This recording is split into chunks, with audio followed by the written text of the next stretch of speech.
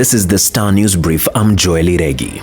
6 Kenyans desperate for blood transfusion in the country's leading hospitals could be receiving poor quality blood that risks worsening their health status, a new report shows. The report by Auditor General Nancy Gathungu has raised an alarm over the quality of blood being transfused in patients in the facilities. The development comes even as the auditor revealed massive shortage of blood in the country in what could put many lives on the line. Insufficient and erratic supply of blood bags and shortage of blood screening centers have slowed down blood collection, hitting targets by the Kenya National Blood Transfusion Services.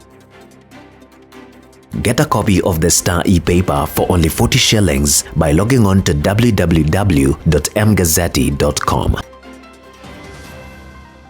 2 young people will be celebrated as winners of the UN Global Climate Action Awards during the UN Climate Change Conference COP28 in Dubai later this week.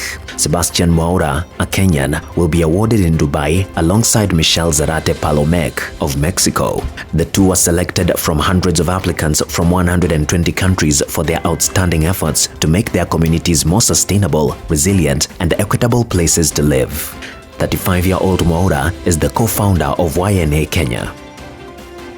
Media owners are headed for a tough time after MPs approved a state-backed law banning the airing of betting advertisements between 6 a.m. and 10 p.m.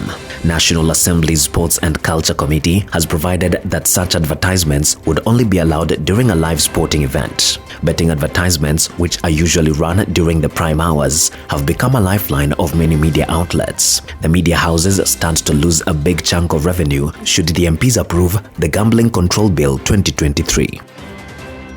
New details have emerged of where an exceptional British soldier was shot dead in Kenya while off duty. Officials confirmed 32-year-old Major Kevin McCool was killed while on a motorbike trip away from base. He was riding his motorcycle at Ngong Hills, about 25 kilometers from Nairobi, when he was confronted by 2 gunmen. Police say they wanted to rob him of his valuables and cash, but he put up a resistance even as the attackers pointed a gun at him. Police said McCool was on a bike trip away from the base preparing for the end of his tour of duty on November 29th when the incident happened. He was due to leave Kenya in 3 days. A man who was convicted of killing his 4-year-old son but found to be mentally ill will be in prison for 30 years or remain in custody and be at the mercy of the president to earn his freedom.